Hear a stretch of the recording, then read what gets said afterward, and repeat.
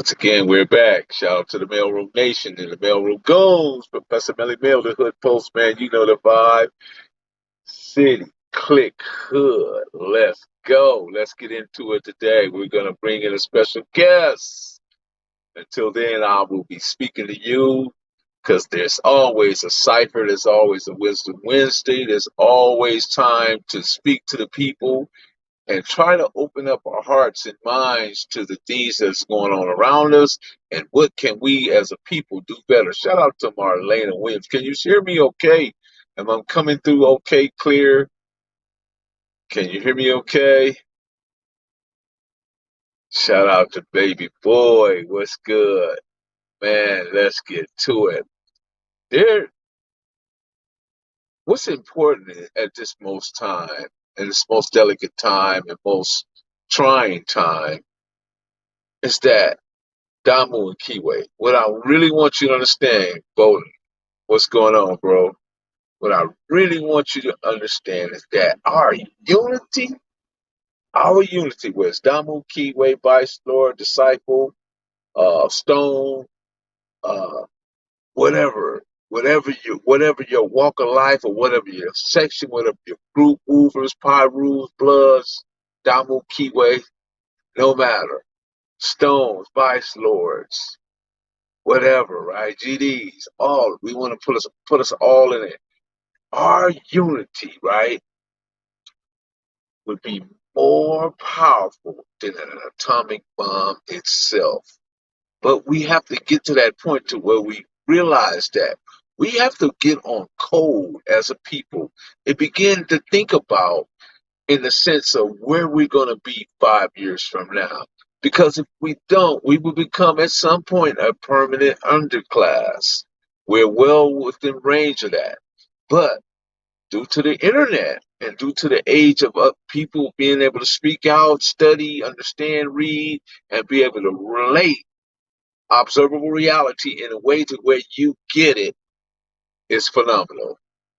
So once again, we're back at Wednesday. It's the cipher, and we're waiting on our guest to arrive. Our guest today is one of from the West Side. He come from that deep West Side, and he be by the way of Playboy gangsters. Can you guys hear me okay? Just want to make sure my sound is coming okay. Can you hear me okay?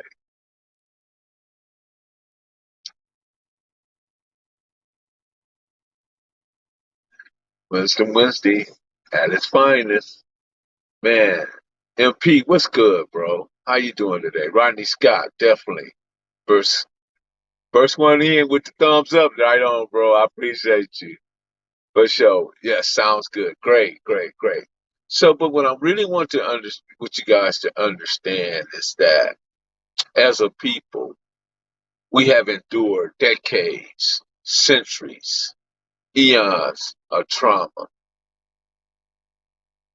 We have to where the trauma in itself is encoded into our DNA.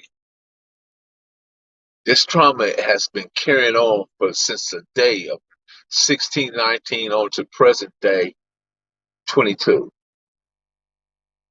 And we have endured and came in contact with so much damage and so much trauma to where we really don't understand what it is that's going to take us.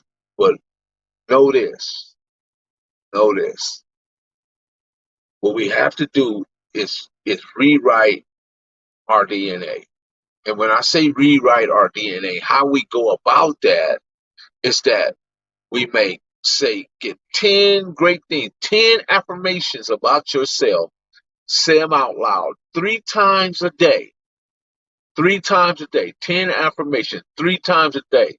Because anything you do for 21 days, you will begin to live that. You will begin to become that. You will begin to act that. You will begin to be that. And you will begin to change your DNA, and your DNA will rewrite itself. You will begin to come up out of that trauma because too many of us are living in trauma, and it's important that we have to rewrite it in order to understand where we are and who we are as a people. It's very important. I don't know where the guest is at, but maybe he's having a little difficulty. Maybe he's untimely. But nonetheless, I know he's gonna be here. I know he's gonna be here. You know, I just want to take a moment and shout out that whole Playboy Gangster. Shout them all out. Shout out to my guy over there, Coco. Shout out to Ghost, rest in peace. Shout out to Insane. And shout out to anybody from that section that I didn't mention. Shout out to them all. You know, because it's important that we get these people in here and tell their stories, and we begin to, you know. And without further ado, my guy, what's going on, my guy? Hey, what's going on, Mel? Thanks for having me. Man, thank you for coming aboard, bro. I appreciate you, man. It's been an awesome day, and it's amazing to see you sitting where you're saying. And what is that, by the way? What is that you wearing around your neck? It's some kind of stone. Yeah, absolutely. I got the crystals. I ordered these offline. Got some positive crystals, and then I got the Buddhist emblem. The represents fortune and change. Yeah, Absolutely, man. I was just speaking about trauma, the trauma that we have endured over the years. But further, let me introduce you, man. Without further ado, let me bring the guest in. Our guest for the day is no other than Baby Nose. He out of the Playboy Gangster section, and he's here on the day with Professor Melly Mill, and we finna get in it because the buffoonery that exists around in our culture and around our city and around in our section, it has to be dealt with in a delicate way. And absolutely. when I say delicate, I mean I got to bring on individuals that they intellectually respond without emotionally reacting. So, man, that's absolutely, why brother. I bring on my guy Nose. So, without further ado, Nose, go ahead, Nose. Just take it away, man. Tell people some things about yourself, man, that you want people to know. Yeah, I grew up in, like you said, West LA. My family migrated out here from the South in '65. Moms came, and then the whole tribe came from the South, all their sisters. And we parked right there in West LA, East Side, then West LA. We made it our way to there. And over there in the '70s, it was always culture because my family, we got two biggest families that migrated, the Hopes and the Taylors. So moms and them in the '70s used to throw all the parties on the West Side. And by that time, we in mid-city, over where the schoolyards was at. So moms and them threw parties over there. And then that was my first initiation of growing up amongst, you know, no street thing. And then went to Altaloma in '77. Went to Altaloma. And where I had saw, that's when I first started to see the fluctuation of the schoolyards and coming into fruition, because everybody used to meet up at Altaloma. They had a lot of after school programs. We used to play cams and handball, football, all things of that nature, baseball. So where Altaloma sits is if anybody's familiar with schoolyard neighborhood, it sits like in the crust in the middle of their hood. So that was like the base for all the young kids. Go to the after school programs and meet up at the schoolyard. And my cousin Bo Taylor, he ended up being from schoolyard. He started the Unity Run program. So rest in peace, Bo Taylor. I say rest in peace, Bo absolutely. Absolutely. So my cousin, you know, they the ones taught me how to box. That's when we learned how to box. We were staying on Lameda. And then moms and them used to throw all the parties right there in that building and whatnot. So we grew up, and then we migrated to what is Playboy Gangsterhood. We went west. Mom's got her voucher. That's when Section 8 and programs was opening up. Right? 76 was a pivotal moment for blacks, because that was the bicentennial year, and that's when a lot of things that was happening in the West Side. See, from listening to your story, I was checking you out how you said a lot of the programs in Compton was being shut down. Well, see, over in the when we got west, they were still kind of like prevalent over there for us to get into things. Because in the '80s, to zoom it up a bit, I got into DAPS, and this was like '81, '82, and mom's on Corning at this time, so we got into DAPS. It was after school program, sports, just like anybody else. But again, West LA was a party scene. Mind you, all my aunties, my mom including herself, you know, they was party girls. So they used to do all the parties and move and meet all the movers and shakers. Go to the Carolina West, the Page 4. I think that was my Page 5 spot, or Page man. 4 in the jungles. Yes, right. Blueberry Hill. So moms live on that west. Huh? Blueberry Hill next to the I Page didn't hear you, 4. Mel. That's okay, right. You know what I'm talking about, right? Yeah. Can you hear me, Mel? Yeah, I can Okay, hear right, absolutely. So, yes, sir. Can you hear me? you. Yes, I can. Can you hear Okay, me? bet. So yeah, Yeah. mom, absolutely. I hear you now. Absolutely. So moms, them, you know, they started up, and by that time it's 81, 82, and this is the first beginning of seeing a lot of these programs getting shut down. Mind you, it was systematic. We all understand it. We know it. And then we fell up under the banner of Reaganomics, and that's when everything shut down. I think this was Reagan's second term. So this is when 83, yes sir, 83, 84, a lot of these programs, they were shut down. Mind you, we have two biggest families. So moms and them, we on Corning Street, and 83, my auntie and them was around the corner on Sherborne. My cousin Neil Hope, man, he was going to USC. So we got, and I'll get to that a little bit later if I have time. We had a good time story. Remember when Keith hurt his leg? It was supposed to go in the NFL. So we got one of those stories. But nevertheless, 83, 84, a lot of the programs are shut down. Now I'm 13, 14. Look, yeah, I'm looking around. I'm seeing the block shake and moving. This is where drugs became infested in the hood. And not only just our hood, this was all over LA, Compton, Watts, all the way to South Central. It just hit like a tsunami. Now we out here. Yeah, man. So we out here, and this is what, like you said, we as kids step into. Now I saw the gang thing with the homies, like I said, but I was one of the ones didn't really want to be into that. I was more paying attention to the hustler side of things because I saw it in my household.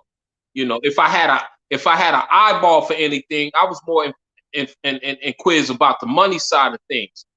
You know, because of the impoverished things that was going on in the household, and I saw my family going through. So I only stepped out. I said, if I'm gonna get into anything, it'd be like the money thing. So I stepped out and saw what one of my big homies was doing. Go ahead. I didn't hear you, No, man. what I was gonna say, would it be fair to say that you didn't grow up wanting to be a Crip or a Blood? Absolutely. Fair to say. Okay. By all means. Go ahead. Yeah, because truth be told, man, we only stepped out because we saw what was going on in the norm. All my partners, man, we were sports, athletic. You know what I mean, man? Some of these guys, when I look back, man, we got into hip hop early. When we talking about 82, 83, we bumping 5 minutes of funk. You know what I'm saying?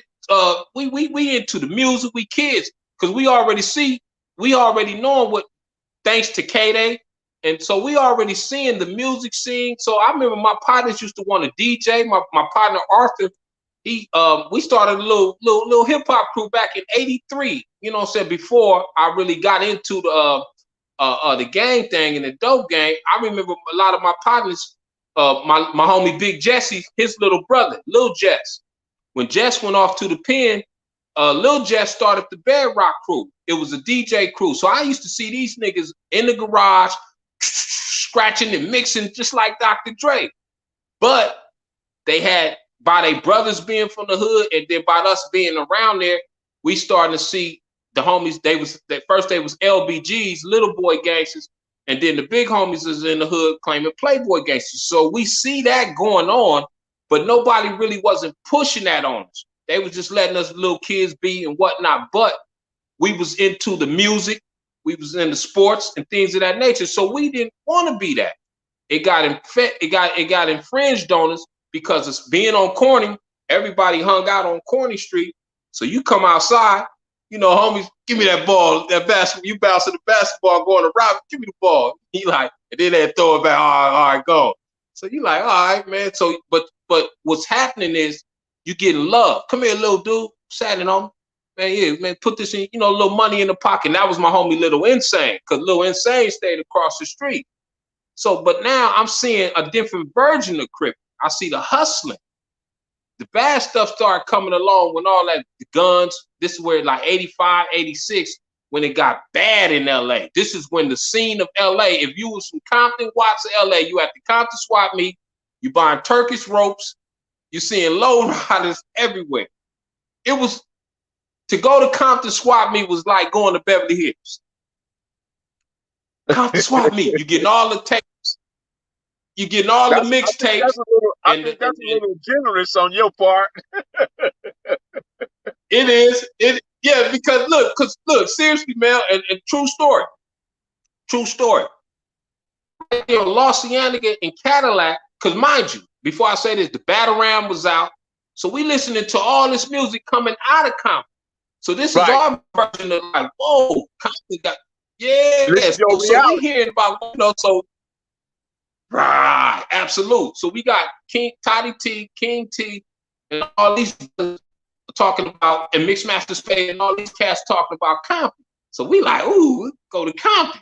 But when you get to Compton, it was like, man, it was a black revolutionary scene. Brothers with pit bulls, you know what I'm saying, and tie weed with the pit bull. You got to get the weed up, man. We seeing all this weights on it because we used to go to Gonzalez Park and get the bud, but we didn't know that's Pyru. We go to Gonzalez Park. Y'all had no idea. We go to Gonzalez Park. Yeah, we go to Gonzalez Park. My cousin's boyfriend at the time, Kev, he was from over there. He like, hey man, look, tuck this, put. So we got to put stuff away that was blue.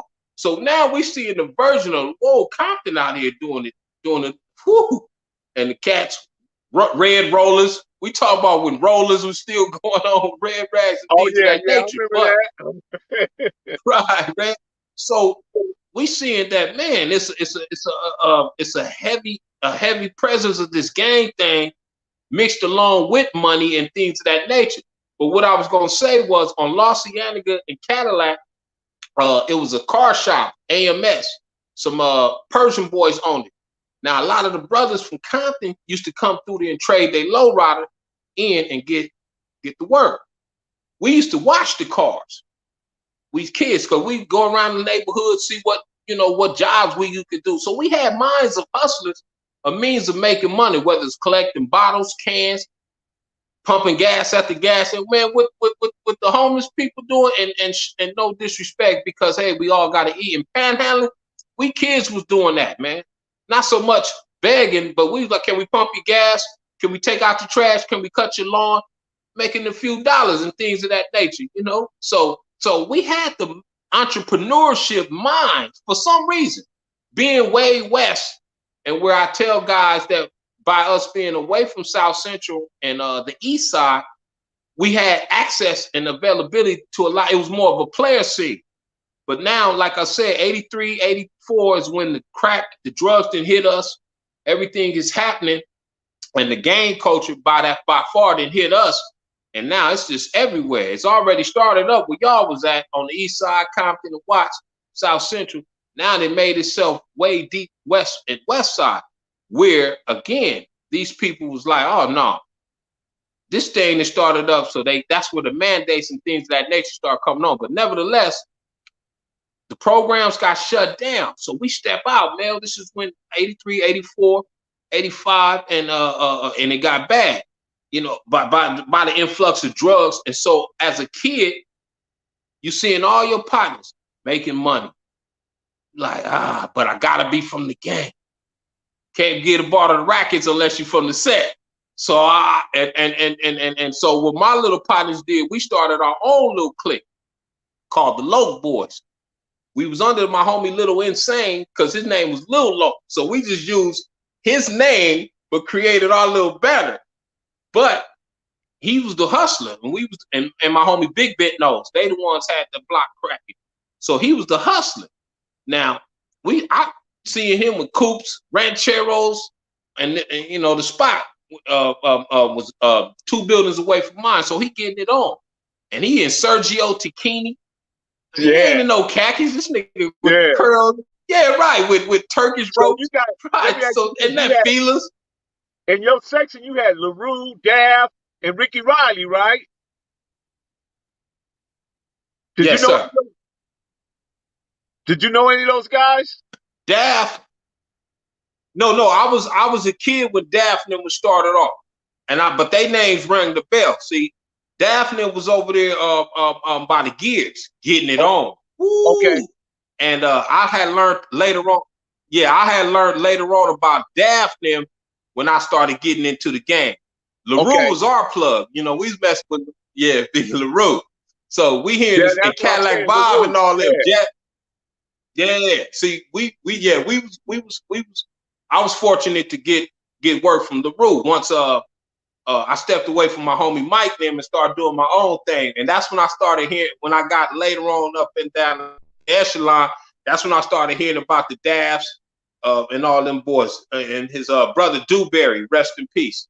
Yeah, man. And my boy Tony Pilot and all them boys, they was over there getting down. See, a lot of people don't know Adams, the Washington with the homies at the Marvins, all that was rackets, man. That was more, and all by the West Boulevard, all that was a player scene because they had all the speakeasies. Absolutely, ABC market and all that. So now, if you by you knowing that, so you look how Adams Boulevard is designed. See, you take Adams all the way straight to down towards the 20s, but saying that to say this, it's right out Crenshaw and Adams on back west. All them spots was like pool hall, juke joints, hole in the wall spots, and that was the rackets in the 70s. Absolutely. And if anybody's familiar, it was an old taco stand called Chris Burgers on Hillcrest and Adams. And how I knew about, well, not how, but what I'm saying, when I look back, I saw that a lot of entrepreneurship over there was black owned and things of that nature, because my mom, she knocked the dude that owned Chris Burgers. His name was Oscar. And if anybody familiar with the Brother Johnsons, he looked like the brother from the Brother John. He had the shag, with the, the sassoons, the slim, with the cools on. Right. Oscar used to bring us free. Yeah, man. So, and I remember them brothers was black owned. It was a bomb taco stand called Chris Burgers. So, and across the street, it was the motel. So you saw moving and shaking when we used to, when I used to go get tacos and work the spot up at Chris Burgers, things of that nature. But now, so the hustling. But yeah, back to that. So yeah, we a lot of players it was more of a player scene over there, man. And a lot of guys was getting to the bag. And like you said on one of your interviews, we only stepped out and saw the norm, what was going on in the norm. If I would have known that having a job and working was the best, man, because we was taught the opposite. Oh, if you got a job, you ain't in the hood. Oh, you ain't down. Oh, man, that was the best. Right, Mel, right. So here's a kid, because now we talking 14 and 15. And this is where you making the decisions of at a starting point of where you finna go with your life. Do I want to play ball? True. I want to gang bang? Do I want to sell dope? What I want to do? And I remember dropping all that basketball and just full-fledged in the drug game.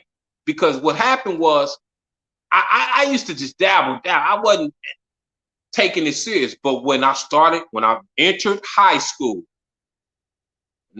again, influence, the girls, the attention.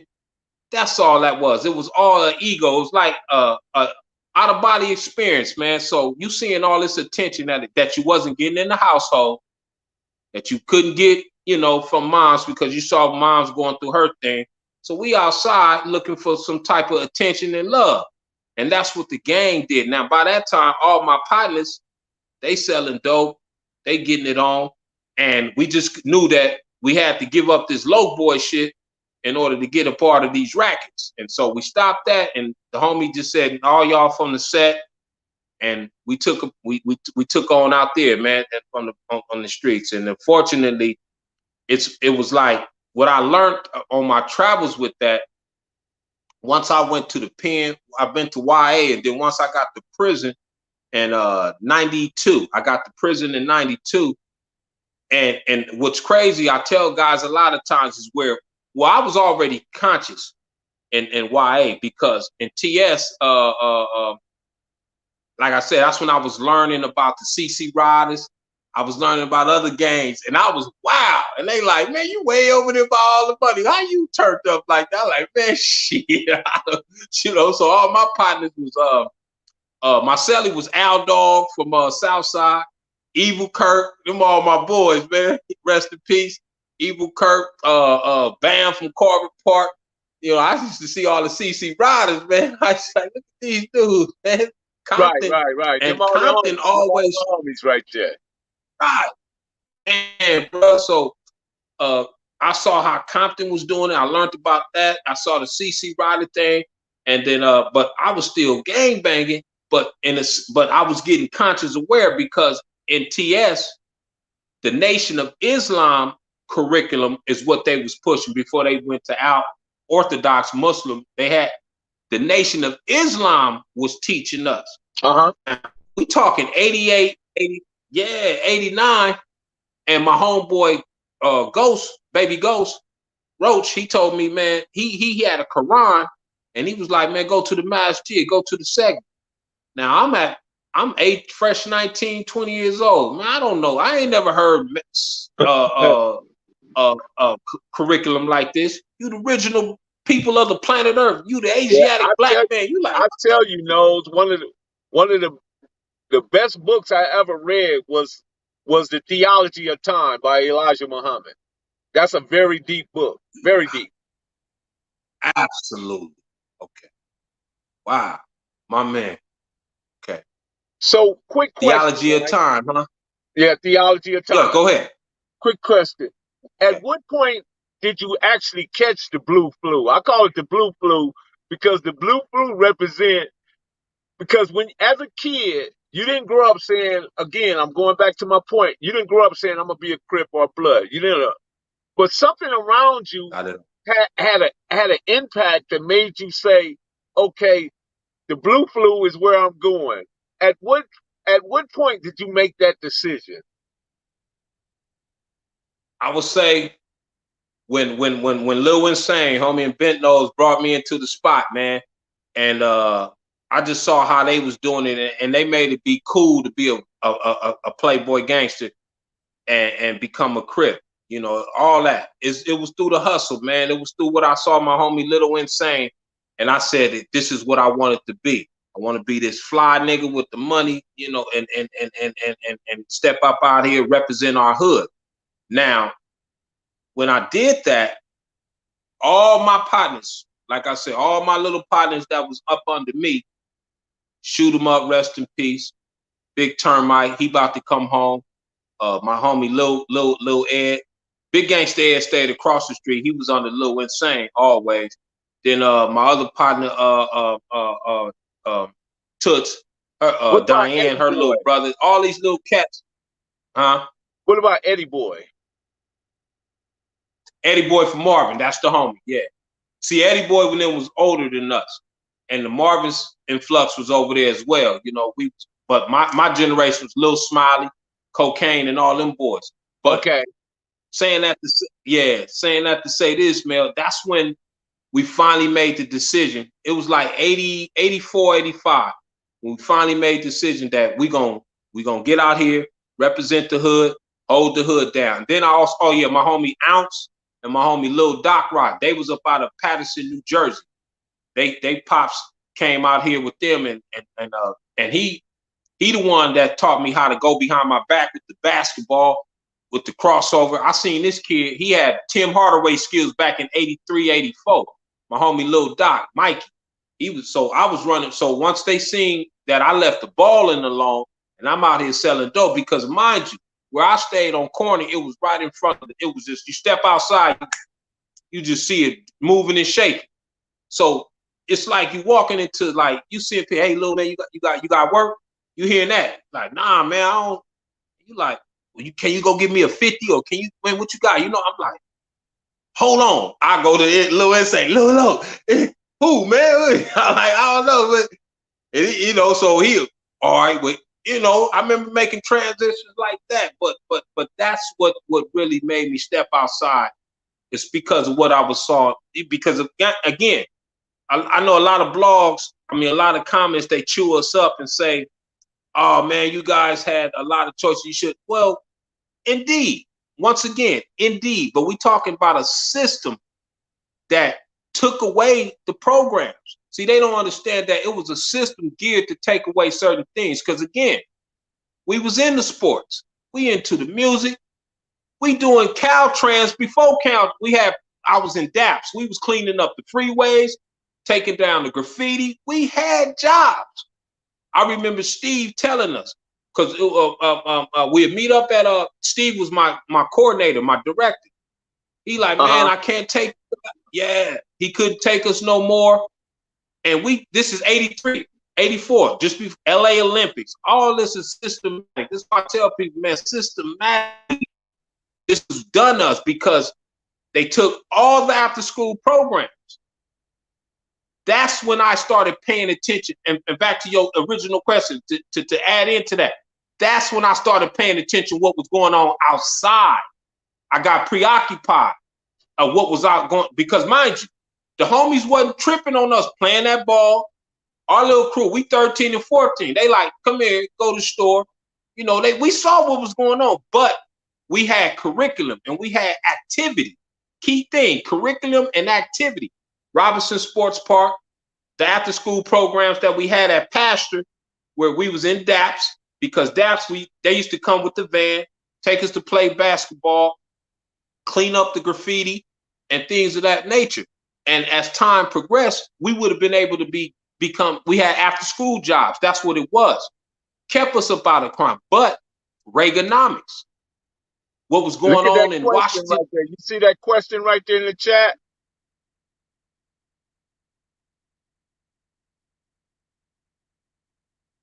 Hip hop and gangs filled the void. Hip hop and gangs. Fill that void? You think that's a true statement? It don't mix. When you say it don't mix, explain. Okay, because for one, Mel, it's cool to come from the blocks, but think about LA hip hop and gangs. I would say, let me just speak from the LA perspective. It don't mix with us, right? Because we started off gang banging while New York created hip hop. It's the Mecca. Because mind you, LA was more of a party scene and disco. You know, we was, Mix Master Spade and Dr. Dre, Surgery, things of that nature. So it was more upbeat. We had Zap, Roger. That's what gave the gangster shit to it. More bounce and all that. See, we was bounce. Yeah. And we was off of one way, pull, don't. We locking out here. We getting it on. Because mind you, this 81, 82, and funk music is taken away by storm. We talk about Slave, Just a Touch of Love, Cameo, Strange, and I like, we offer all that because it was a party scene. But New York, they creating something in the gutter. Because mind you, they got hit with a heroin epidemic. LA, you had to really be right. I thought it'd just be me, right? So they had more of a heroin epidemic. So the streets was ravaged. Something had to come up out the ashes, and that was beauty for them. We out here roller skating, We out, we doing our thing. LA was all the way live. So you couldn't have that type of music in New York. New York don't want to hear that shit, man. Hitting MacArthur's Park and all that stuff with the summer jams or whatever it was. It was going on. Parliament. So we had that folk scene, and then we had that popping scene. Pop, what you got? You had West Coast in the city up. So we had all that going on. So why I say hip hop and games don't mix in LA, because LA wasn't a scene of starting something what New York did. It got to us, but by that time the gangs is already in flux, and by that time we gang banging, and the shootings is going on and the drug sales. So when we started listening to what New York was doing, it would have been okay. In essence, if you go on Gazelles and the Kango, homies would be like, man, get that, they'll slap that, come here. They'll know you're not trying to be a LA dude, because that wasn't the culture. Wearing the Kango, Gazelles, and the fat shoelaces with the Puma. It was the breaking scene for us, popping and breaking. But yeah, what happened though, watch this though, what happened is what hip hop began to write its music and its story based on our actions, because it was looking for content, and it was looking for a more a brass or harder way to express itself, and it saw what we were doing on the West Coast, and that's how you get the Easy E's and the MC8s and all the other people that you mentioned. It started to evolve. It took on a new persona based on how West Coast was actually demonstrating the gang culture, because the gang culture at that time was providing hip hop with the information to make a song, and then eventually it changed, because now we noticed that hip hop is the driving force of gang culture versus it being gang culture driving it. But go ahead, finish what you were saying. I just want to explain that. Yeah, absolutely, Mel. Absolutely, my brother. And you hit it on the nose, because when we started hearing the cruising down the street, now it's relating to what we was doing out here. Yes. You know what I'm saying? You had the battle ram, things of that nature. You couldn't play that song in New York. They don't know about the battle ram. We talking Durham Gates, kick, with armored cars. So you right, and it took a form of its own, to where it brought the grit of what was going on in LA to the music scene, and that scared them people, because mind you, when NWA and all that started taking off, now we starting to see what I thought was Schoolie D's PSK. I said, woo, that's gangster, but that still was hip hop in its form. The brother up out of Philly, when he ate PSK making the green, people always say, what the hell does that mean? I'm like, woo, what it, but I thought that was gangster, but that was still hip hop. Us out here, we like, yeah, it's a different spirit, right? With our gangster, we lost our mind when the Easy E came out. They cruising down the street in my 6'4". when he did that, we lost our mind on that song. Right. And then when they came back with that when they came back later on with that appetite of destruction and F the police and all this other stuff, gangster, yes, what do they, and all that other stuff. It catapulted. Observable reality. Come on, brother. Absolutely. And it catapulted. And then you got King T drunk again. You got played like a funky piano and all. That was observable reality. That was happening during that period. That what you're speaking on, that 81 all the way to the 89, that was, that was rough patches for a lot. I mean, and we just didn't understand the dynamics where it was all going, because we didn't want that party to ever stop. We was skating ring, we was parks, we was the beach, we was all that, Absolutely, man. And we was having a great time doing it. Absolutely, man. And that in a nutshell. And what was crazy was we in the streets doing what we doing, because and letting these dudes champion our stories, and getting it and getting it to the ears out there, because they didn't understand us until they started listening to the Ice-T's Colors and things of that nature. And when Right. that music started getting about how we was doing it out here, now, in all fairness, it set a vibe, and it caused a lot of destruction, man, because they marketed and made gangster rap seem cool. But Yeah. we in LA knew.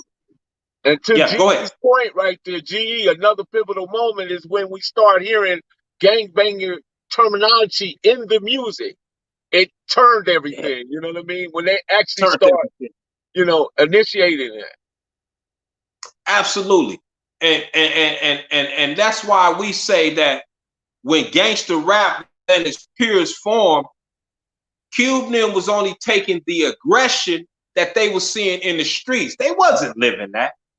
And this No, is where they tried to ride. They wasn't, because because we referred to them as studio gangsters. We didn't take them serious, you know what I mean? We knew what they were doing, but at the we same knew what time, they we were knew they doing. were studio. Exactly. You know what I'm saying? Exactly. And the beauty about MC8, why he was able to level the playing field, because he knew he had a foot here and a foot here. And that's why I loved about how MC8 was able to but he couldn't do as much as people would want him to do because of that gang culture. He had to stay away from, man, and really, because a lot of people like, man, y'all had MCA, y'all got this and that. Why he couldn't? I said, nah, man, 8 had a foot here and foot here. He knew, he got smart to know how to move industry wise. That this was because he's from here, and he knew how to move industry wise and not assemble that with these gangs. Because again, these people, man, the contracts and all these people, the gatekeepers to that industry already knew, nah, man, these boys, That's these true. Crips and Bloods, yeah, they made sure that, they yeah, to get back on track with you. So LA always knew not to assemble the gang thing along with that music, because New York has always been culture. It seems like it's the opposite now. The guys It want to be is. tough guys. And, man, it's crazy. It's crazy. So when you You see want to add people to it? like Tekashi 6ix9ine, that his demonstration was the rap, right? He was in rap, right? But then he took on the persona of being a 9 Trey Blood, right? But then Right. he brought the other part element into it, which is never posed to seep into the gang culture itself, because gang culture is not about, you don't rat on your homies, you don't tell, you don't. But now he took it and put it in there and put it on display for everyone to see. What was your thought Absolutely, man. when you saw that? How did you relate to that, or did you relate to it at any point, or did you think that things don't really went bad at this point? I just knew that kid wasn't from that life. He was the artist. And what happens is, by New York taking on the Blood and the Crip thing, and in all fairness to New York, like I tell a lot of my New York partners, take Blood and Cripping away from you guys come structured. It's New York has always been, because of the 5 families, and boroughs, and you got to move militant coming about them projects and this, that. It's just a multicultural thing. So their structure already laid foundation wise for New York, behind just what I said, having the Gambino and the 5 families run that thing. So when they took on the gang culture, because they thought, I wouldn't want to say this is what they thought, but from what I can see, when they took on that gang culture and mixed it with that music, trying to be street guys and tough guys, and what they felt to realize, LA, Chicago, we can do that. But these other states, they attorney general, the legislation is not going to allow them, because at home, we frowned upon. Crips and Bloods is frowned upon. I hate to say it, we listed as domestic terrorists.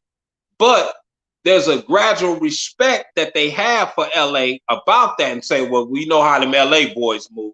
Because of back to the question. So with that kid assembling the blood things with these dudes, by them dudes not knowing how they look at that. That's how, you know. So they didn't have, in essence, guys like us that know that, nah, man, you can't do this with that, and get this. These people is not gonna give you millions of dollars for you to assemble and racketeer and do the stuff. This is the stuff we supposed to get away from. So they're not gonna give you millions of dollars, but they know that this kid Tekashi wasn't about that life. So of course they're gonna hit him hard, because your funding, what we gave you, is what got these dudes acting all crazy, this, that, and the other. Because you're not gonna outslick the law. You ain't gonna outslick legislation, you know, with that gang thing. So A lot of people believe that Monster Kody book actually, Monster Kody book that took his books, had a great impact or influence on how it did. they start I didn't want to go down that rabbit hole, but absolutely, Mel. Go ahead. But what they Absolutely. don't understand about Monster Kody used sensationalism to sell books. So a lot of the stuff that Monster put in the book was inaccurate. It wasn't, you know, it wasn't 100. There was some It truth wasn't. there. There was some Yeah. truth there, but there was also some stuff that just was unbelievable when he talked about cutting Speak on hands it. off and all this other stuff. You know what I mean? And rest in peace to Speak Monster on it. Kody, but I Yeah. understood Speak on it. But we have to speak. I understood where he was doing, you know what I mean? Because at that time, if you're an author, your job is to write a book and sell books, right? So you're gonna put some Absolutely. things in there that don't necessarily square up with the truth. You know what I'm saying? It's just Absolutely, brother. sensationalism, and a lot of people took that stuff and took it verbatim and took it as to be the And Grail, the ran Holy with it like this Grail, is the way it's and supposed to go. and Absolutely. that was the Bible. That was the Bible or the blueprint Today. for how they got. And then not the and then they got the other guy. I can't think of his name at this time. He was from New York that claimed that he came from LA and went there and all that stuff. And you know, and there you have it. You know what I mean? It's a lot of Absolutely. misinformation in there. You know what I mean? And I'm saying, but I will say this, right? Just because the wheel was created, let's say the car was created in Germany, right? Right. Just because it was created in Germany don't mean it couldn't be perfected in the United States. So I'm saying they have a they the onus is on them. They have a great opportunity because Opportunity to correct it. they come from black Speak on it, Mel. consciousness. They come from black consciousness in New York, right? They're scholars, teachers, Absolutely. gods, earths, and elves, and all this other stuff, right? And and they and, Absolutely. and they're really well read. They're well read. But if they took that and peeled that and repaired the wound, because right now we have what is known as a band-aid over a bullet wound. It's bleeding badly in all our, whether it's East Coast, West Coast. But if people took the right Absolutely. information and put into the wound, we can heal that wound, and we could all become social clubs. We can all become good towards one another. We can all begin to sit down and really, because here's the thing: the truth Go is ahead, Mel. inconvertible. It's inconvertible. But Can't what fight happens, that. malice may attack it and ignorance may derive it, but the truth will always stand as the truth. Facts can be changed, Absolutely, but the Mel. truth is distinctive. So if we go back to who we are as a people and begin to live that, you know, like go even all, if we get back to the Syrian text, the Sumerian text, and the Anunnaki Absolutely. and all that, and go back to those teachers and that civilization to understand who we were as a people and how we came about, we could get a lot further in here if we just stop. We just didn't start yesterday, bro. You Man, know, it is my take absolutely, on it. I man. know it's a little off subject, but I just had to get that in. And No, because before you came in, I talked about we for eons, for years, and for centuries, and for decades, we have DNA has been encoded into. I mean, trauma has been encoded into our DNA, right? absolutely. And what we have to do to cure ourselves of it, we have to rewrite our DNA. And how we rewrite our DNA is by affirmation. We can take 10 affirmations, right? And you can say them 3 times a day.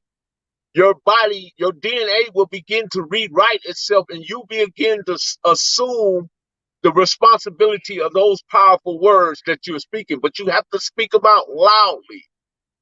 And you'll begin to simulate, you'll begin to become that versus what we were in through chattel slavery, what we were indoctrinated into, or what we was forced to be, Absolutely. because we don't understand Absolutely. that none of this. Al Capone, Frank Nitty, John Dillinger, Machine Gun Kelly, Bob Parker, those people are celebrated in American history. The Crippin' Bloods are demonized. Why? What's the difference Demonized. between them and us? The color, the Absolutely. When skin they was color, right? mauling each other down. Yeah. Absolutely. I'm So glad what you I'm spoke saying on that that, man. that culture that's not our. It come from them. That's their culture. Let's give that back to them. Let them have that. Right. Yeah. But anyway, Right. I don't want to, Absolutely. Hey, Mel. No, because look, I built up under the 5%, so I already know show and prove knowledge is born. right. Absolutely. What you just said is so profound and perfecto, because I had wrote a manifesto about pharaohs, how we go from pharaohs to winos. See, Let me hear it. I mean, yeah, homie. So when you go back to the gods and who we really are, then you would know, man, in essence, I'm going to jump a little bit, man. Every time I went to reception center, they sent us to diagnostics. I asked one counselor, I said, man, what y'all do with all this blood, man? Y'all tracing us back. I was just making a joke. He looked at me like, young man, we might just be doing that. I was like, woo. And I remember just having these thoughts back then, like, man, these people know who we are, man. DNA gonna tell it all. They know I'm the God. They know where I trace back to. And I remember being funny and asking that question.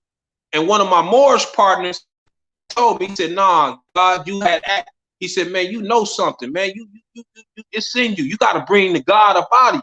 So I remember lessons like that, and channeling my spirit to read the books of I read Ancient Future by Dr. Wayne B. Chandler.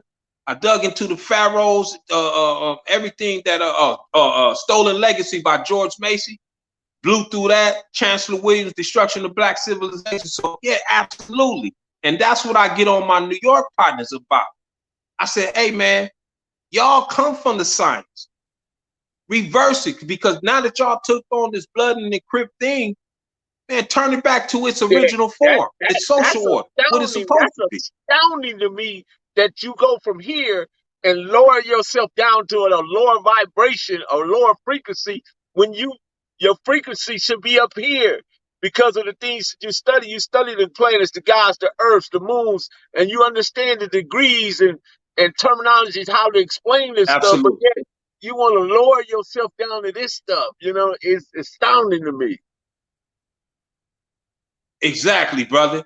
And that's where I'll be telling the coach, the brothers, I said, just because of it being in demand, y'all see Snoop and this and that. I said, brother, y'all don't know the heartaches and the things that man had to go to, because again, let's go back.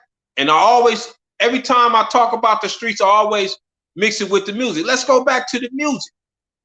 When we had it at its hiatus, 90, 91, because we just talked about how it just was getting to, our stories was just getting out there all the way up to 91 when they made the Niggas for Life album. This is around the time. So everybody's on. This is catching. Now, again, these people that market us, they don't know that, they don't give a, it's in demand. At that time, murder, killing, whatever was going on was in demand. Now, Snoop, when Death Row, Suge and them started all that up, and then unfortunately created the East and the West Coast thing, and not to go into too much in depth in that, because that's more good content on another day. But saying that to say this, that had created a fringe and a friction between the East and the West. But what these folks didn't understand, not everybody felt like that. You know what I mean? That was just a faction. And I had to tell her, I said, man, Compton, I said the Pyrus don't speak for all the Bloods. Them Crip dudes don't speak for all the Crips. I said, man, that was, but so by us being up under the Crip and Blood umbrella, it created a rift between the East Coast and the West. So a lot of my partners, I asked them, I said, man, why did y'all really behind? And I already knew the answer to my question, but I wanted to pick their brain. They gave me their analogies and this, that, and the other. But I said, also with the Monster Kody book. And I'm like, nah, brother.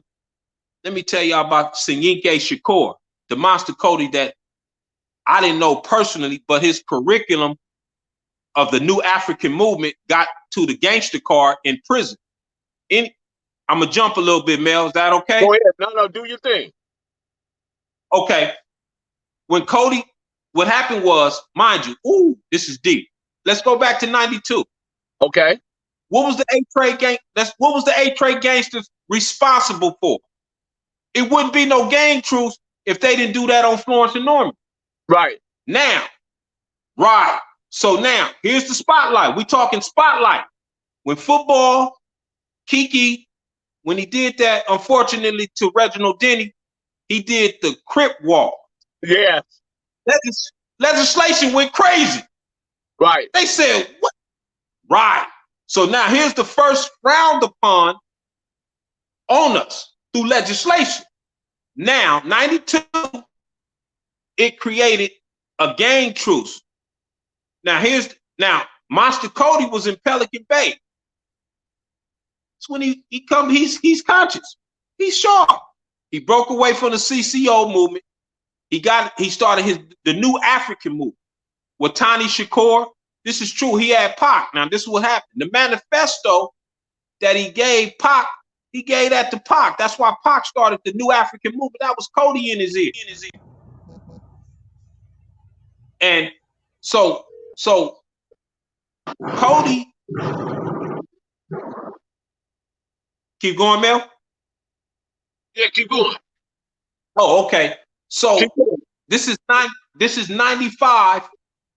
Kody, I was in the pen, and all the gangsters was like, hey man, the big homie started the movement, the new African movement. And by that time, I'm conscious. I didn't already got books. I'm 24 years old, but I'm hella conscious. I'm way before my time. I got into the 5%ers. By that time, Farrakhan is starting up he about to have the Million Man March. All that was going on. So Monster Kody got conscious.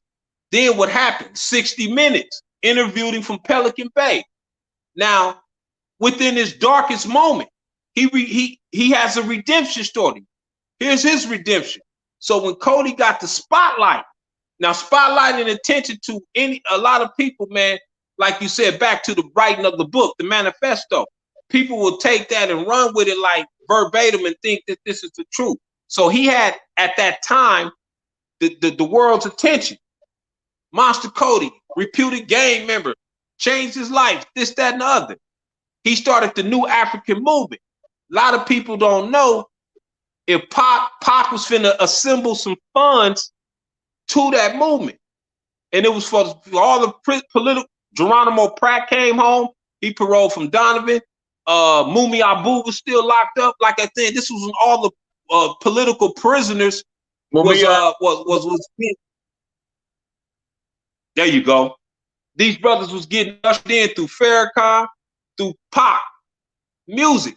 So Pac had that revolutionary thing, but goes back. What Pac do? He want to run with the gangs. It don't mix. It don't mix. Once again, an example of assembling gang politics with revolutionary politics. We knew both sides because that was the curriculum that was taught to us in prison. The revolutionary concept, the George Jackson, the Flamita Jumbo, and all the brothers, and the Soledad brothers, the Clichés, and all that. I was privileged to even meet John in Solano's when I first hit the pen. He gave me a dictionary, signed it and everything. That was my first. He gave me a dictionary and he gave me Soledad brother, and he went to another pen. But nevertheless, John Cliché. Man, remember, and I was 21 years old, fresh on the 4-yard. Didn't know nothing about that. Let me tell you what he was doing for you. He gave you a book, right? And see, a lot of people don't, and this may go over some people here, but some people will catch it. Read, right? The word read. The word read means to re-add. If you look at R-E-A-D, re-add what's already in your DNA, because you're in a state of confusion until you start reading and digesting that information and put it back in that codex, in that system, in that DNA. You're wondering in confusion, and people, and that's why they always say, if you want to hide anything from black man, place it in the book. And that's Hide still it in the book. that tape in the hotel. That's still prevalent to this day. Absolutely, Mel. All you gotta do is read. Absolutely. Reading will help you. Absolutely, Mel. Reading will help you debunk all the religious stuff that they have placed on you, and all the miseducation they have placed on you, and all the fake political system, right wing, left wing, all belonging to one bird. They're more together than what we believe or know. We the ones that's in a state of confusion based on the genetic, the GMOs in the food supply, the water. They attack us through the water, they attack us through the food, they attack us through the air quality, they attack us through so many different ways. But it's upon us to start reading and understanding, because I say this all the time. Mathematics, science, chemistry, physics, and biology are the 5 subjects that we should mainly be in as a people, because that's where we come from. Absolutely. We just don't realize it. But go ahead. God, I don't want to get into this. Absolutely.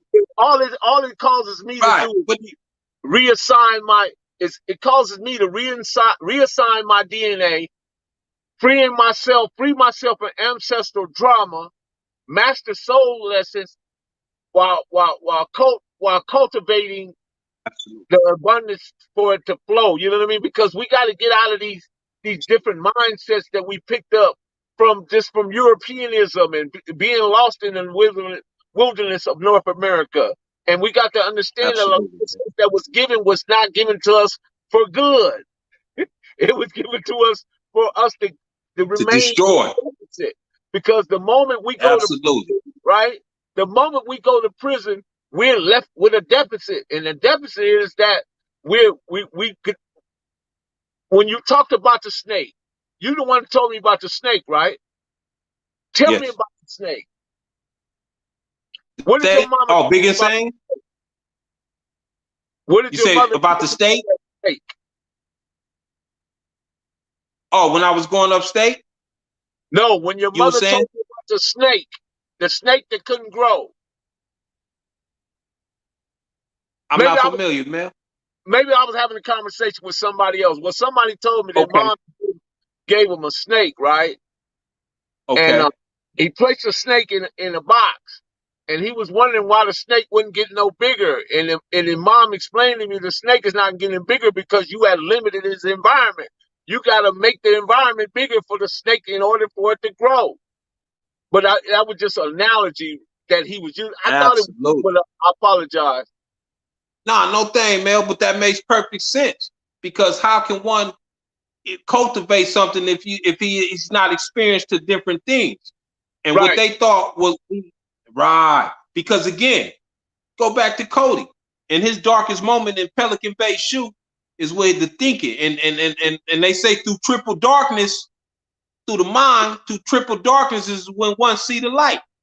I saw the light when I was in corporate shoot, man. So it's just so much data and information that's encoded in us, like you said about read, that's already in you. Because it was books, like you said, I was blowing through. I'm like, yo, that's me. Saying that's how I was able to write the manifestos from winos to pharaohs. How did we go from ancient Kemet to ancient? I mean, these ghettos in America. Statement from pharaohs to winos. That's profound right there. All right, brother. I remember dabbing at stuff like that.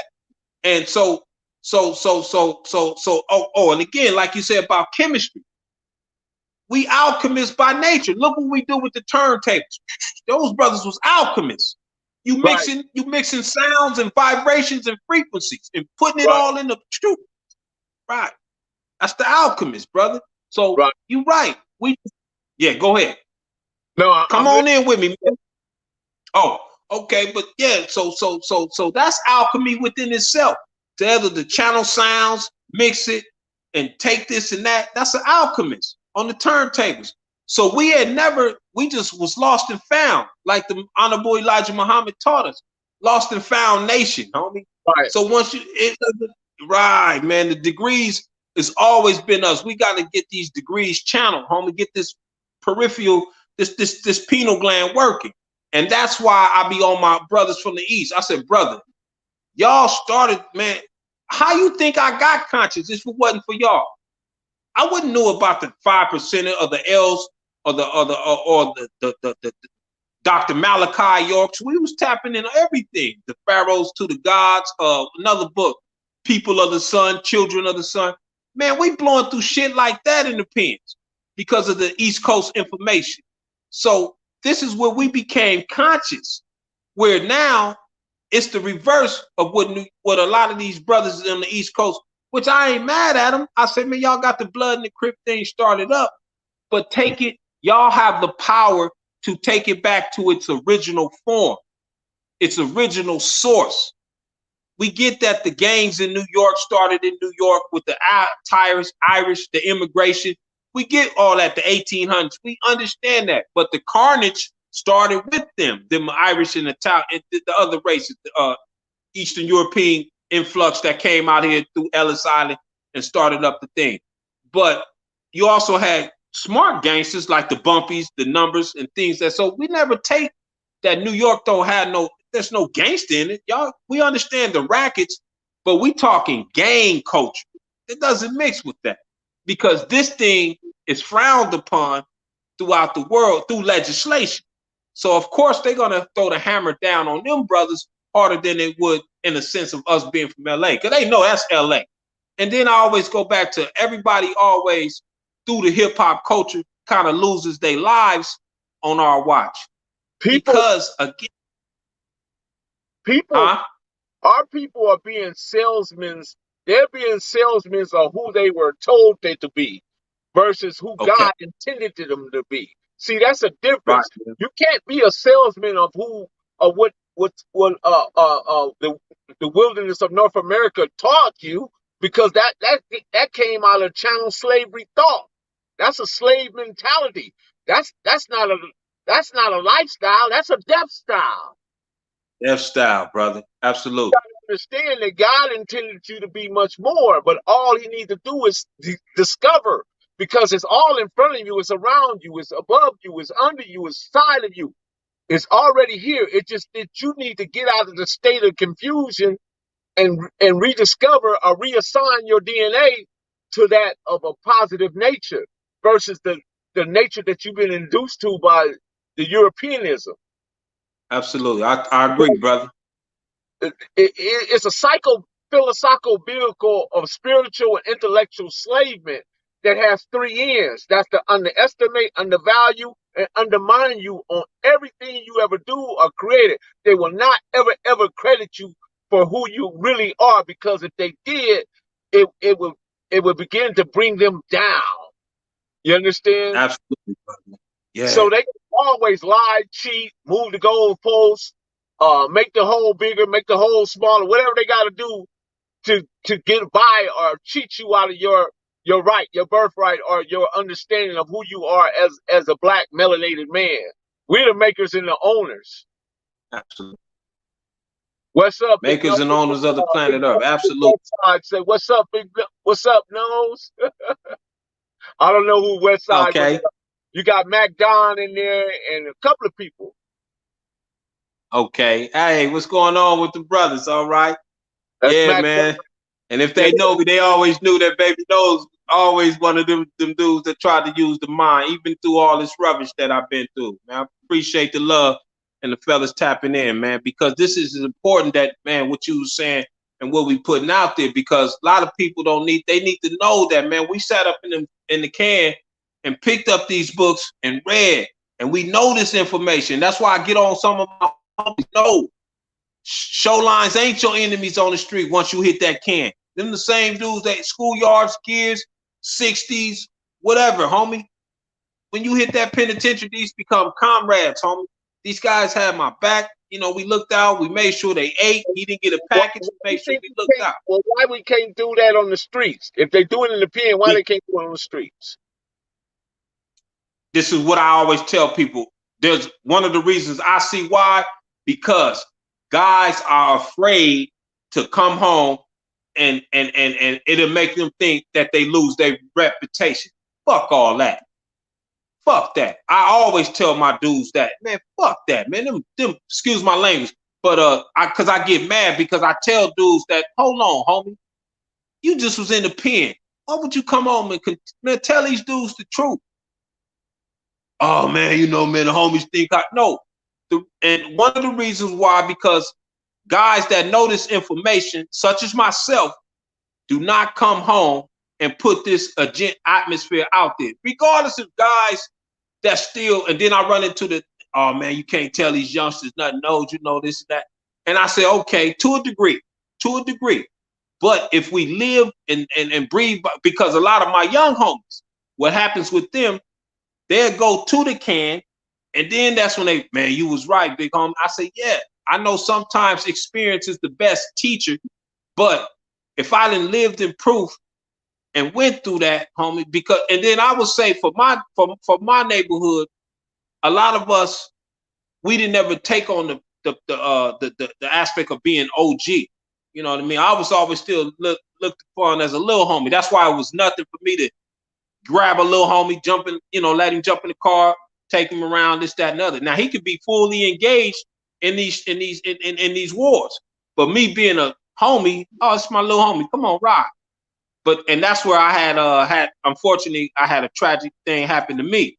And we can get to that on another day. But saying that to say this information that brothers be holding, they don't come home and spread it.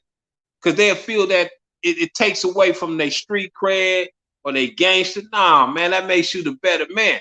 And then one of my pilots said, man, no, I want you to understand what happened to you was a spiritual transformation, because the universe had already saw who you were becoming. So it gave you the opportunity to perfect that. So no, share that story to how you 11 months you can walk. Absolutely, man. I'm glad you asked that, man, because you're right, man. When I got out of prison 2014. Now I'm at the age of 44. I just did a nickel. Mind you, I'm at the age of 44, what I should have been doing at the age of 24. I was started working construction, got into the American system, learning about taxes. Never had a job in my life, brother. And this was fun to me, and I loved it. So I was making a transition over to the new world of my life, of the beginning of my life at an age, I'm at 44 right now, that I should have been 24. And all I kept saying is, yo, they hide this from us. This is what they kept us out. Now, nevertheless, I still wasn't all the way fully done with the streets. What I mean by that is not selling dope or anything. I've been gave that up because I had a job, honest paycheck. But I ended up getting the tools, the cars that look like, hey, baby nose is still moving and shaking. It's always been my style. Nice car, fly car, this, that, and other, so forth. Anyhow, at this time before I got shot,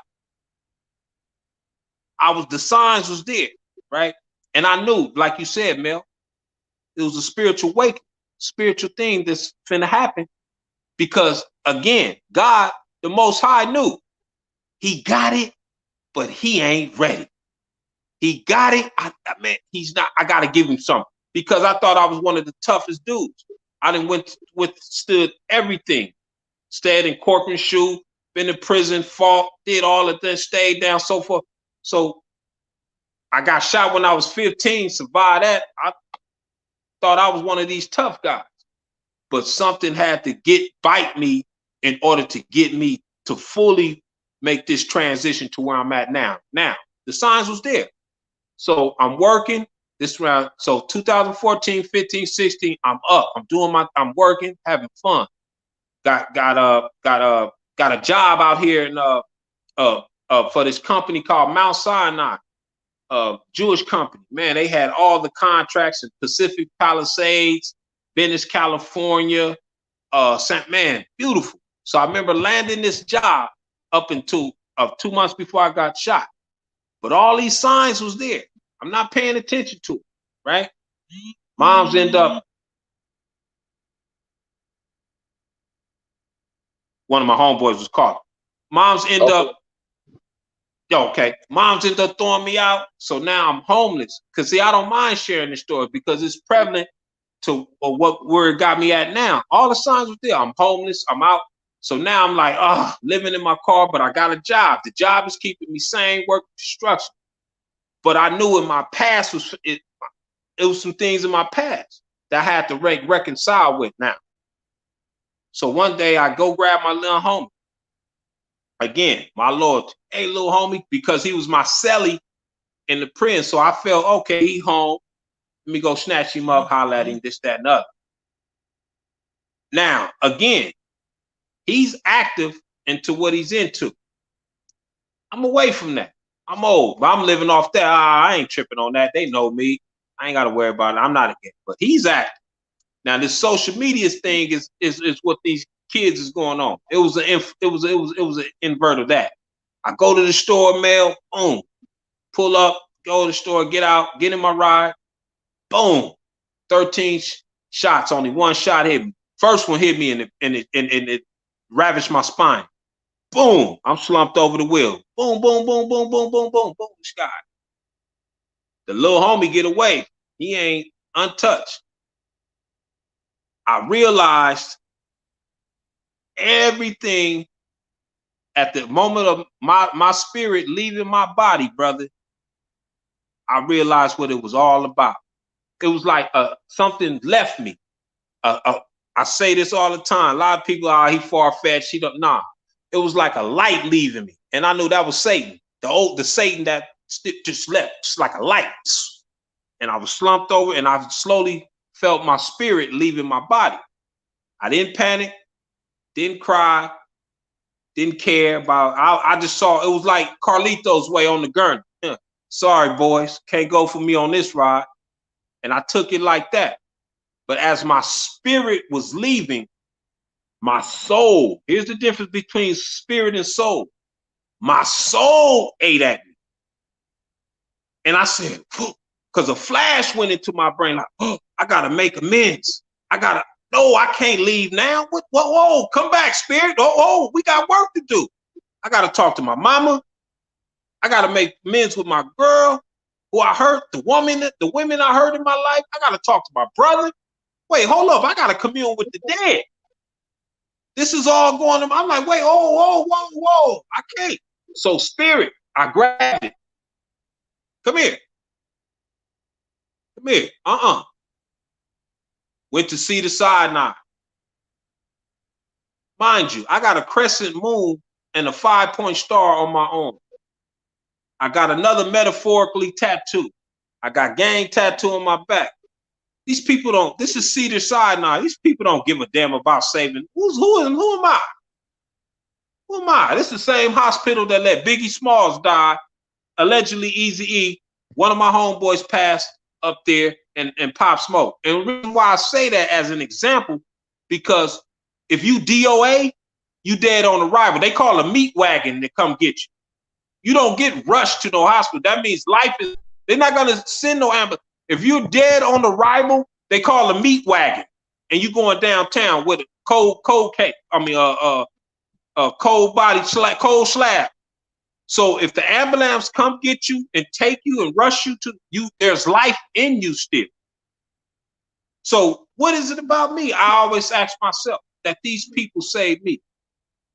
I remember being on life support, brother, tubes in my mouth, because I'm losing blood. I'm losing everything. My spinal's ravaged. I can't move, waist down.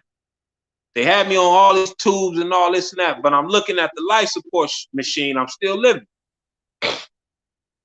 My mother came and saw me. I saw her, and as I'm in a deep sleep, I'm seeing the things that I got to do in order to live and make it right. And Most High was like, he's just showing me all this. And in my worst condition, I end up calling a rabbi. I asked the nurse to send me a rabbi in there. Lady came in there every day and did a shalom over me, man. I still got the Torah in my house and the cherubim that she put upon me. And I began to come back to life and get my senses back. And they took me to the 8th. Tell you wasn't going to be able to walk anymore. When I got up to the 800th floor, they took the tubes out of my mouth and things, and I was conscious. So he said, man, you made it. Unfortunately, you may not be able to walk. You paralyzed waist down.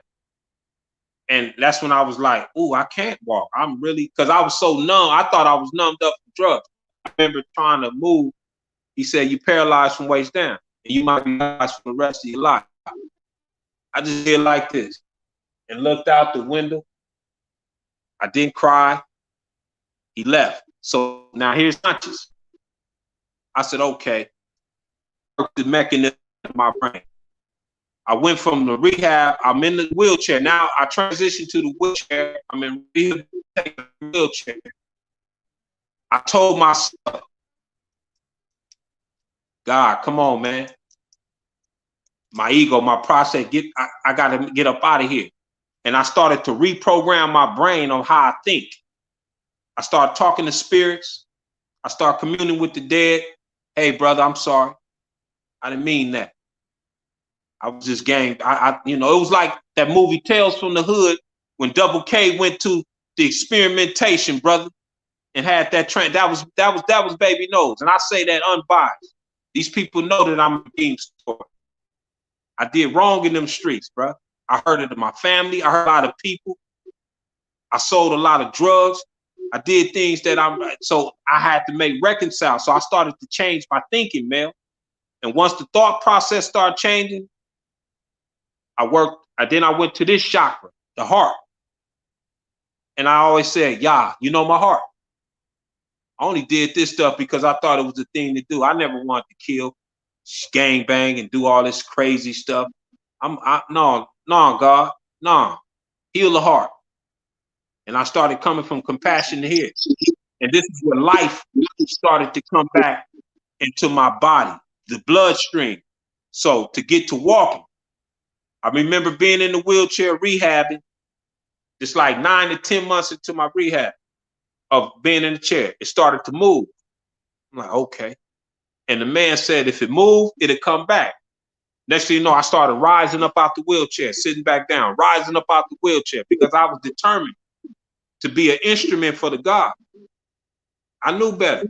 All that knowledge, all them books I read, all the things that I experienced in my life, it came back. This is when you use it. Because I used to always ask myself, when will it be a time for me to use this stuff? I blow through books, put them aside. So when I started to change my thinking, goes back from the mental, I go from the heart, then I went to the soul, where your gut. Everything started coming back. It was days. I used to fast for 3 and 4 days, eating nothing. Just sitting in my wheelchair crying, trying to come in conscious of why this happened to me, making amends. And it just started coming back, right? And as I start rising out the chair, sitting down, I just worked at it and worked at it. And I went from the wheelchair to the walker, to the cane, to I don't use nothing. So what was the doctors, when the doctors realized that you could actually walk again, what did they have to say at that point? How did they relate to that? What was their explanation? They think, and really they never gave me one. All they knew is, I think, and I'm gonna say this, I think some of them doctors knew who I am. They was like, nah, this dude got a mission from God. It's like it wasn't astonishing it because I never went back to Cedar Sinai. I went back to now if I ever go back to them, I know they'd be astonished to see me walk. I didn't go back to them, but the doctors at the rehab place was like, yeah, it was just something that they really didn't give me. They just know it's like even when they in the presence of spiritual. And that's how they looked at me. They never really, they just like, man, whew, you have a mission, complete your mission, whatever God has ordained me to do. I remember one counselor telling me that, not so much of a doctor. He was like, man, whatever God ordained you to do, you here to do. Because it was times that I go in my darkest state. Why this happened to me? My ego get in the way. I don't think girls want to look at me no more because I got a limp. It was all this stuff, insecurities. I was finding more about myself, how vulnerable I was, things of that nature. And it goes back to that's where the PTSD and all the mental. Everything you said is amazing in itself, but yeah, when I met you, right, had you not told me this story, I would have never believed that you was actually in a wheelchair and couldn't walk. Because when I saw you, you was upright, you was walking, and you came up to me, right? We was out there at the old Central jail over there off of 76 and Central, right? Unity. Absolutely. And you came over there. You had I think it was Coco. Shout out to Coco, my God. He introduced you to me, right? And I kind of looked at you, and I was thinking to myself, because I always have these spiritual moments to where certain people I meet and think, I said, man, something about that guy right there. You know what I mean? I just thought that to myself. I didn't follow it or anything, but lo and behold, here you are. Thank you, man. We link back up. We on here, and you sharing your story, which is a very enlightening story. I know sometimes people don't understand that we have to travel the long way around to get to the meat, and we at the meat now. You know what I mean? That's the meat. And what you just did was you just laid out a map to somebody, because once I made the statement, it's not a lifestyle, it's a death style. You cheated death. I cheated death, brother. You cheated death, man, and you chose life, and continue to choose life, because life, God has put something in you, and He has placed something on your heart, and He wants you to go on and keep continuing being an advocate, and also speak to these young people, because these young people, they fully don't understand it. They're in a state of confusion because they on Norco, Vicodins, Xanax, syrup, cocaine, weed, drink, PCP, powder, just all these different things, right? And they do it in one sitting, so they can never. It just amazes me how they do all that and they still function, or well, I don't know if they really function. They're here, but maybe in a zombie state. But it's be up to you, those your generation, Thank man. you, brother. Show them that they gotta change their life. Absolutely, man. I appreciate it, man, because that's the mission I'm on now. I could talk about the fly stuff and all that, but nah, man, my mission is predicated to change, brother. How one can come up out of that and be able to live a life, predominant life after all that. Because again, for us that took it serious, well, this is the end results. You may got some guy, I know some homies in worse conditions than me, and or either dead. Right. And you're right, man. I did that, brother. I really did. Because I was fine with dying. I didn't care. I told you, man, I didn't cry. I was more like. Well, that's what I was saying, man. In your most critical hour of need, right? In your most critical hour of need, you chose to forgive others. You also you repented yourself and asked God to forgive you for whatever transgressions or trespasses you had, right? And you also forgave all those other individuals that had something against you. You have removed all doubt from you being this quote unquote. You have removed yourself, because we all, from my perspective, I call it the blue flu. We call it the blue flu, and they call it the red flu, or however you want to. It's just my explanation of it. But it's a flu, right? Because we're ill, and we got to understand that we're ill, and we got to find the cure for this illness. Nothing plagues my mind even more when I hear dudes from my age talking about, where you from, homie? That's the saddest thing in the world, bro.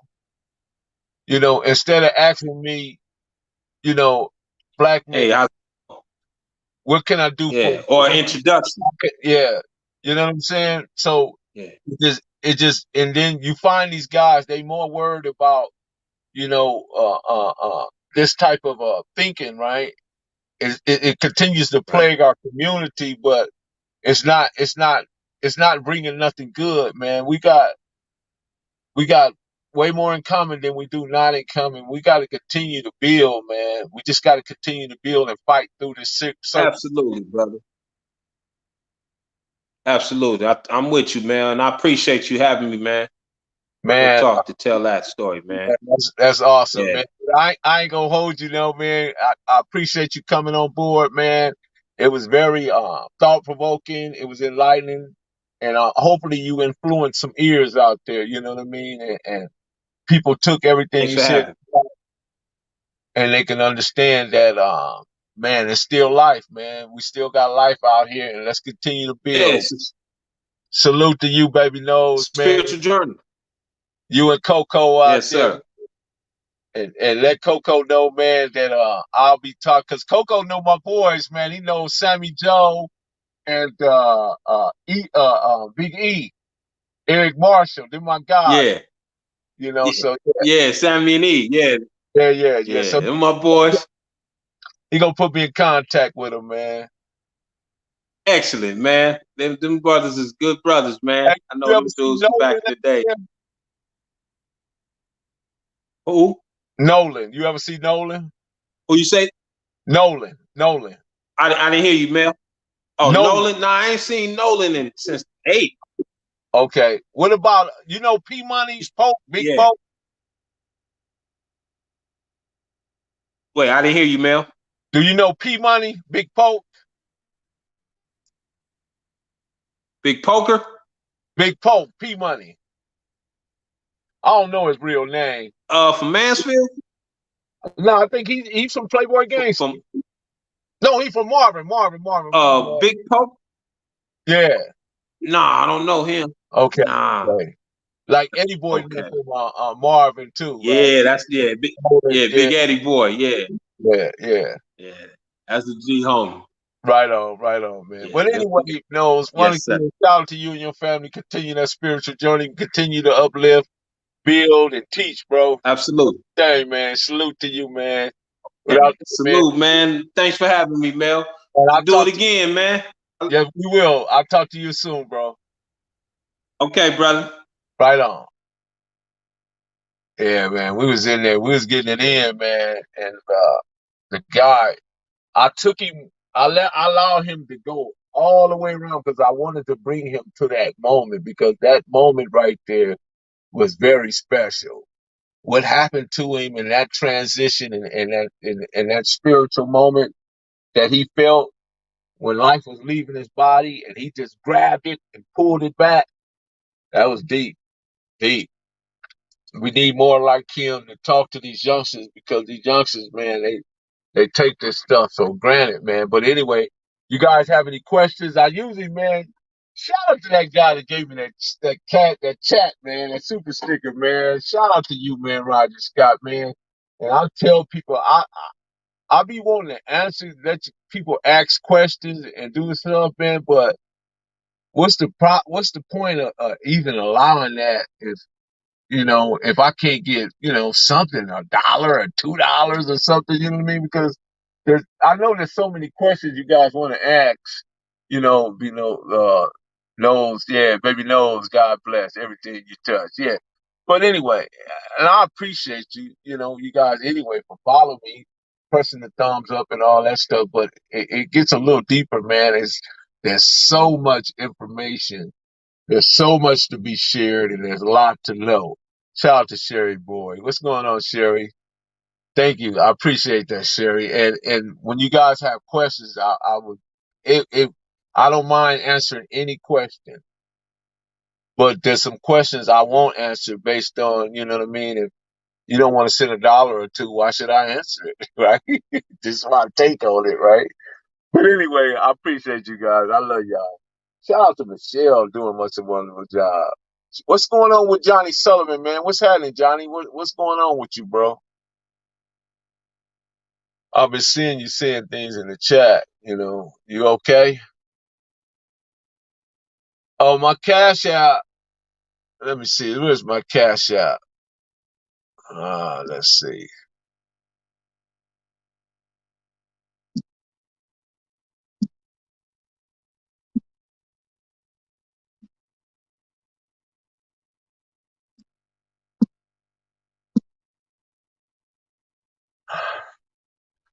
There you go. That's my cash app right there.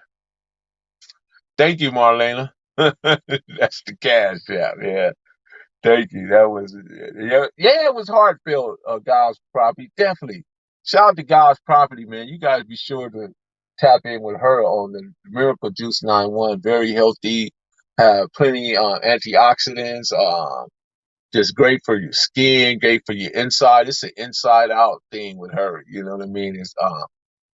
She actually pray over her juices and everything, put that spiritual touch on it and put all the great things that supposed to be into those juices that go into your body, man. I've been, getting back on my stuff because I've been slacking, ate a couple of, what is that? Uh, some type of burger. Anyway, shout out to Rodney Scott. Yeah, yeah, you're right. You're right. You're right. These things take time and effort. But anyway, I appreciate you guys. Shout out to E Money. Shout out to Marlena Williams, Rodney Scott, guys, Property, Michelle, Johnny Sullivan. Hope everything gets better with you, bro. I appreciate you guys, Property, Michelle again. OYG, what's going on with you? JS? What's happening? Man, Riddle, what's happening with you? Mr. Scott. So many of you guys, man. And I guess Cynthia Nunn. How you doing, Cynthia? Signal Hill TV. And we had the ball game in there tonight. I appreciate you guys for coming in. You guys are just wonderful individuals, all of you guys, and I appreciate you. So without further ado, Marlena Williams, go ahead and lock the door because we are gone. I see you guys Friday. See you guys Friday. We'll bring the cipher back. We'll bring freestyle Friday with the cipher. We're gonna continue with the cipher because the cipher is deep. When you bring the cipher in, that was a cipher right there because he brought it full circle. He talked about a lot of different things, you know what I mean? And then he brought it back to where his circumstance was dim. His lights were out. He was about gone. He was hanging on the edge. Then all of a sudden, God just pulled him back in and put that soul back in him. Boom. He was in a confined to a wheelchair over 11 months. Then eventually, boom, he was standing upright on a walker, cane. To when I met him, he had nothing in his hand. He was just walking. That's obvious. That's phenomenal. So with that said, Marlena Williams, go ahead and lock the door because we are gone.